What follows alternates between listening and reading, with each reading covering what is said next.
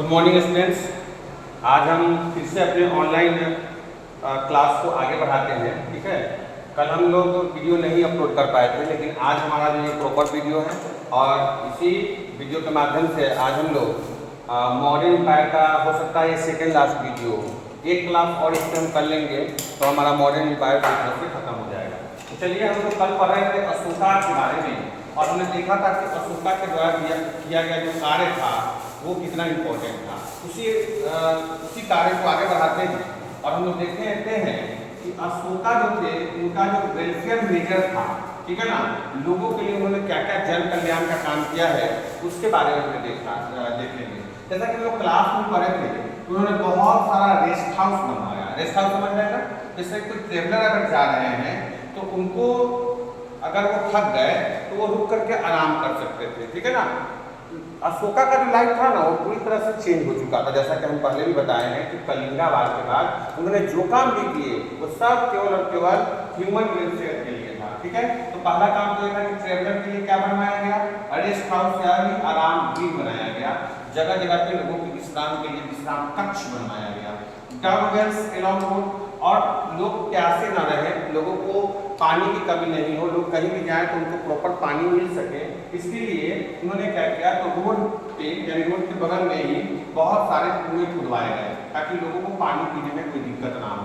ठीक है ना, planted fruit and said tree, वैसे पेड़ लगाए गए जो क्या देते हो, फल देते हो और सेड यानी छाया देते हो। ठीक है ना, तो इन्होंने वैसे पेड़ बनवाए, पेड़ लगवाए, यानी वैसे प्लांटेड ट्री करवाया गया जो फ्रूट देता हो। ठीक है ना, जो क्या देता हो, फ्रूट, और जो क्या देता हो, सेड, छाया देता हो, ताकि छाया में लोग उतर के क्या कर सके, आराम कर सके और फ्रूट को खा सके। ठीक, provided medical treatment for humans and animals. देखो एनिमल्स के लिए भी लोग जो है मेडिकल ट्रीटमेंट किनके लिए लाते हैं, ह्यूमंस के लिए, लेकिन अशोका ने एनिमल्स के लिए, जानवरों के लिए भी मेडिकल ट्रीटमेंट की व्यवस्था की।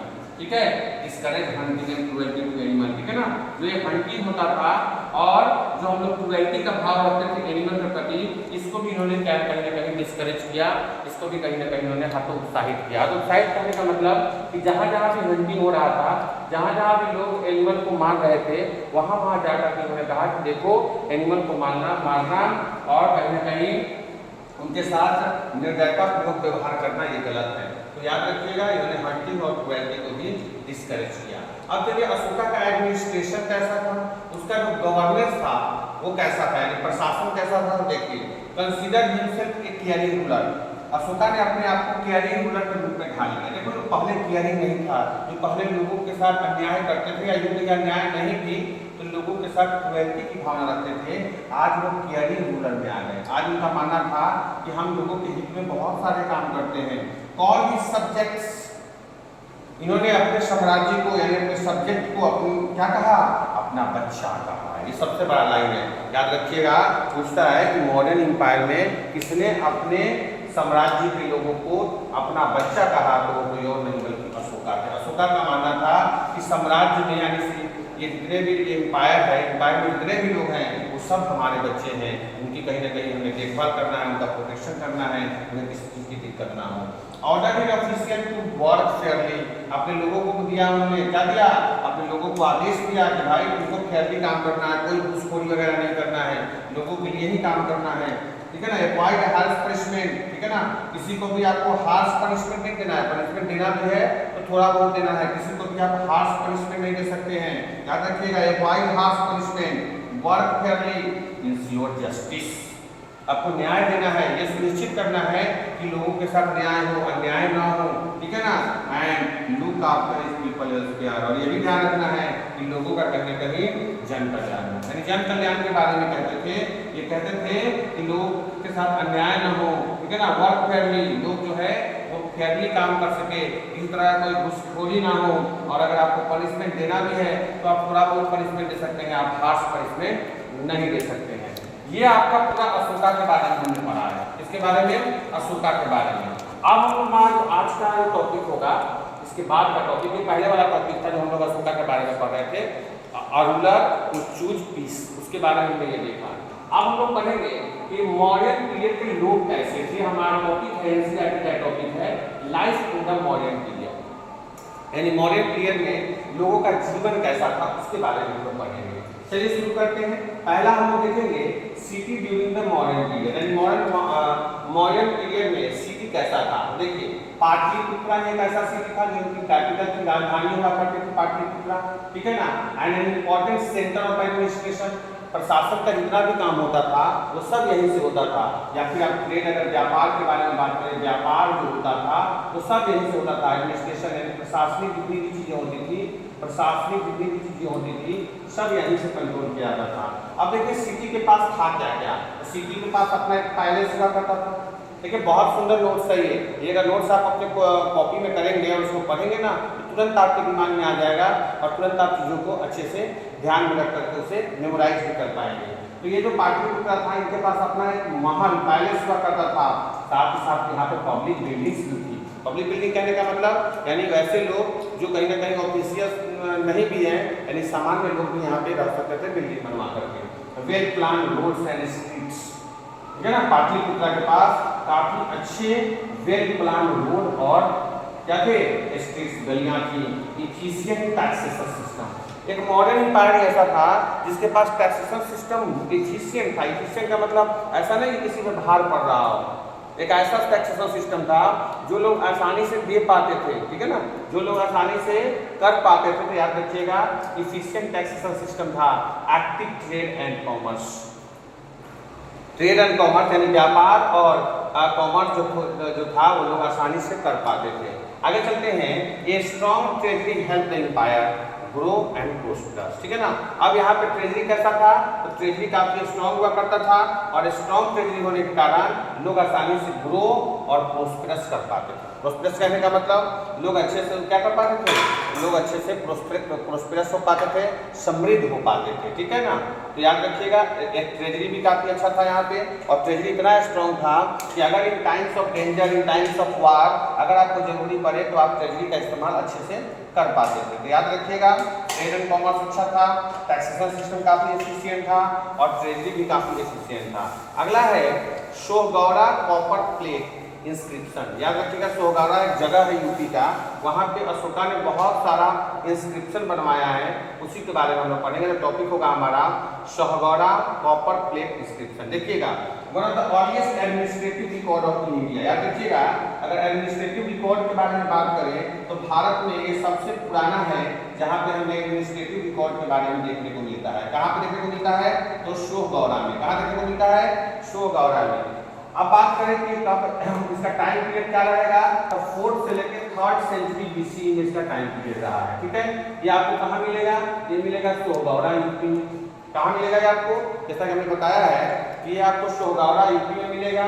इसका जो टाइम पीरियड है वो कब से कब तक है, तो 4th से लेकर 3rd बीसी तक, 4th सेंचुरी से लेके 3rd सेंचुरी बीसी तक है।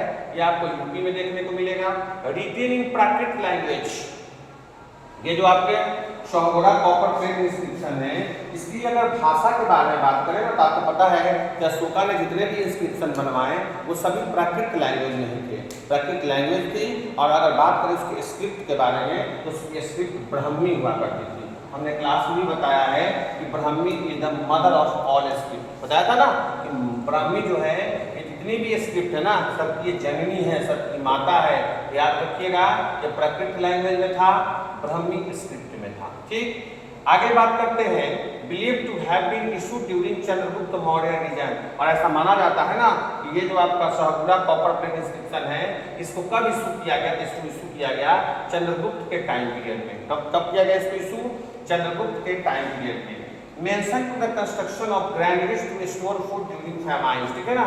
इसमें ये इंस्क्रिप्शन जो है इसमें ये भी मेंशन किया गया है कि कंस्ट्रक्शन ऑफ ग्रैनरी, यानी किसको बनाया गया, ग्रैनरी को बनाया गया, अनाज घर को बनाया गया जहाँ पे अनाज को स्टोर कर किया जा सके। और खास करके कब, ड्यूरिंग फैमिन्स, अगर अकाल पड़े ना, अकाल पड़े उस समय इस ग्रैनरी का यूज किया जा सके, इसके लिए भी यहाँ पे ये मतलब इसका भी, इसके बारे में भी उल्लेख हमको देखने को मिलता है। किसमें, सोहगौरा कॉपर प्लेट इंस्क्रिप्शन में। अगर चलते हैं यहाँ का इकोनॉमी और एग्रीकल्चर और इकोनॉमी कैसा था, तो बात करते हैं तो agriculture was the main occupation of the people.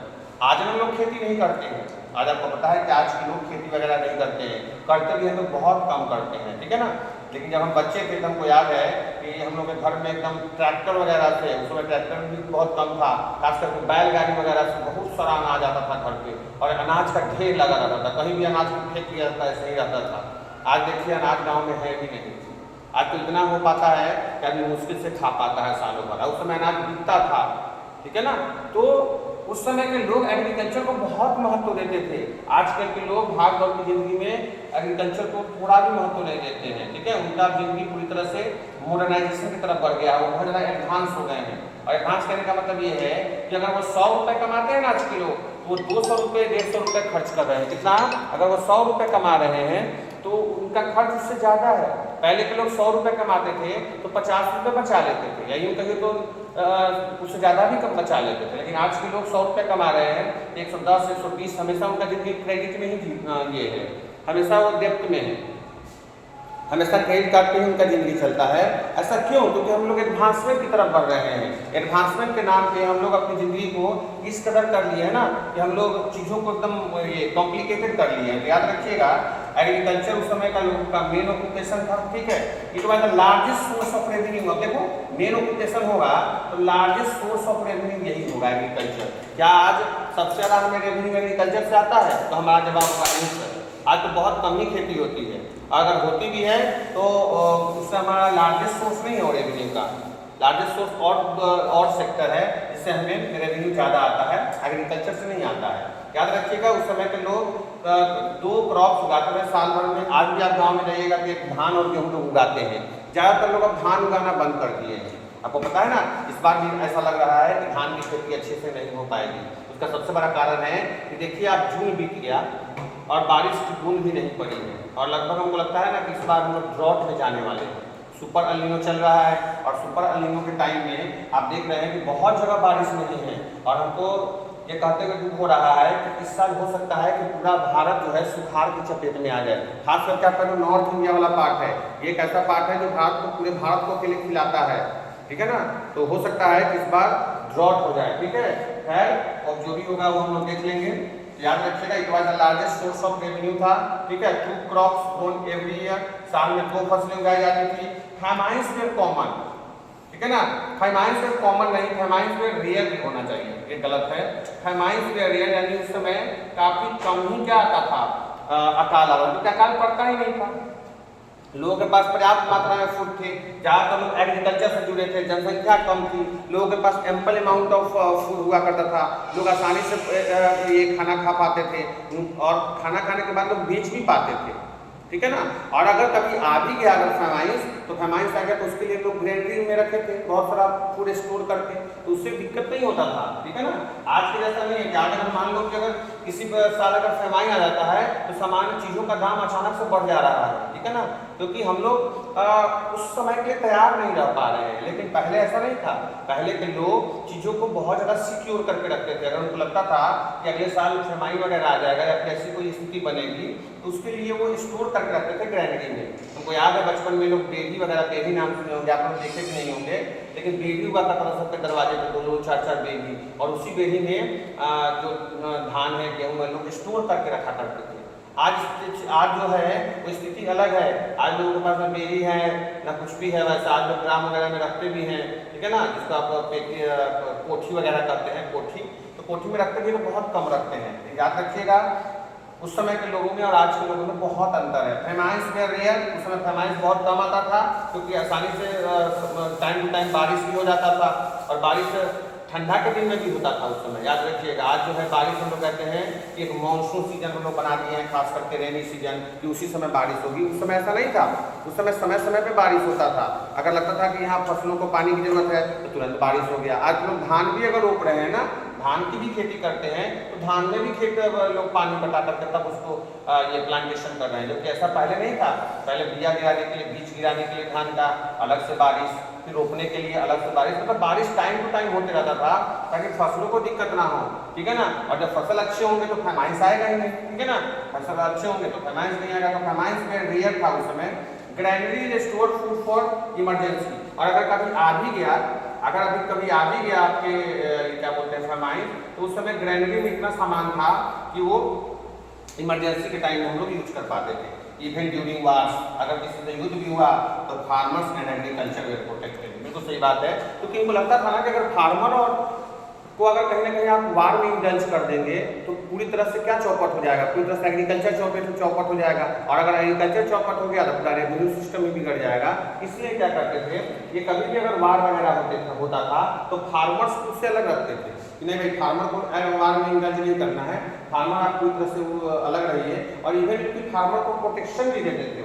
याद रखिएगा, even during war farmers and agriculture way protected, और फार्मर्स और एग्रीकल्चर को प्रोटेक्ट किया जाता था ताकि आने वाले दिनों में फूड की कमी ना हो। तो पूरा जो आपका जो सिस्टम है वार में, तो पूरी तरह से किस पे डिपेंड था, पूरी तरह से डिपेंड था आपके फार्मर और एग्रीकल्चर पे। एग्रीकल्चर जो था वो लार्जेस्ट सोर्स ऑफ रेवेन्यू भी था।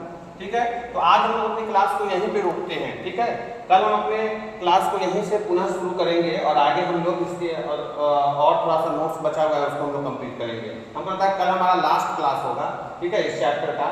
आप लोग इस चैप्टर का नोट्स पूरा प्रॉपर्ली लिखिएगा और जो कुछ भी डाउट होगा आप क्लास में पूछिएगा, और वीडियो को ज़्यादा शेयर कर दीजिएगा ताकि आपके दोस्त जो है अच्छे से पढ़ पाए। चलिए, बहुत बहुत धन्यवाद।